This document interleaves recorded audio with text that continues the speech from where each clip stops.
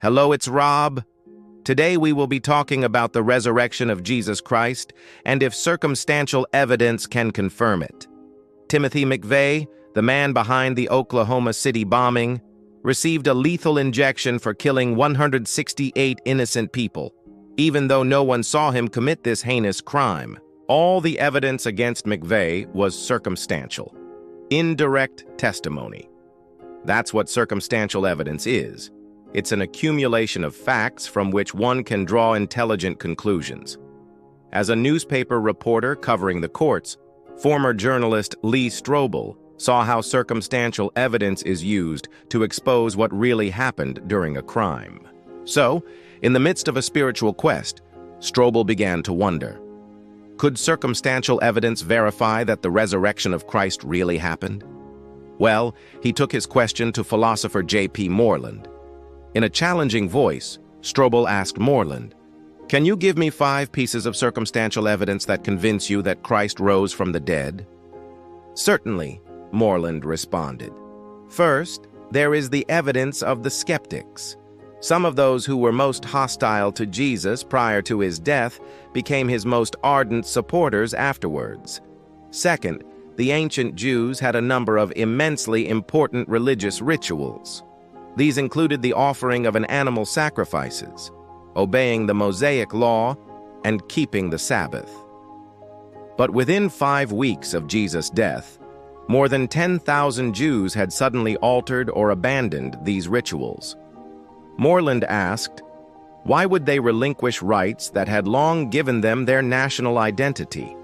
The implication is that something immensely enormous and significant had occurred. Third, we see the emergence of new rituals, the sacraments of communion and baptism. The early Jews baptized in the name of the Father, the Son, and the Holy Spirit, which, Moreland said, meant they had elevated Jesus to the full status of God. Fourth, we see the rapid rise of a new church beginning shortly after the death of Jesus. Within 20 years, this new church, began by the companions of a dead carpenter, had reached Caesar's palace in Rome and eventually spread throughout the Roman Empire. And fifth, Moreland said, there is the most convincing circumstantial evidence of all. The fact that every one of Jesus' disciples was willing to suffer and die for his beliefs. These men spent the most of their lives witnessing about Christ. They frequently went without food. They were mocked, beaten, and thrown into prison.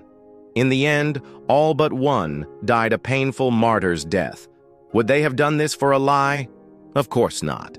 They did it because they were convinced beyond a doubt that they seen the risen Christ. Even if we doubted 2,000-year-old evidence, we all have the circumstantial evidence we could possibly want right in front of us.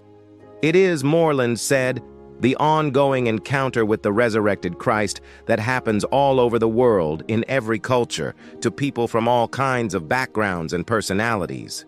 They all will testify that more than any single thing in their lives, Jesus Christ has changed them. Circumstantial evidence earned Timothy McVeigh a death sentence.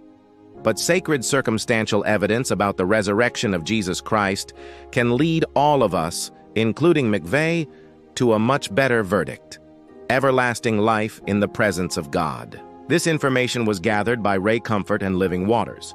If anyone has a prayer request or any questions, please comment or email me. I love you all.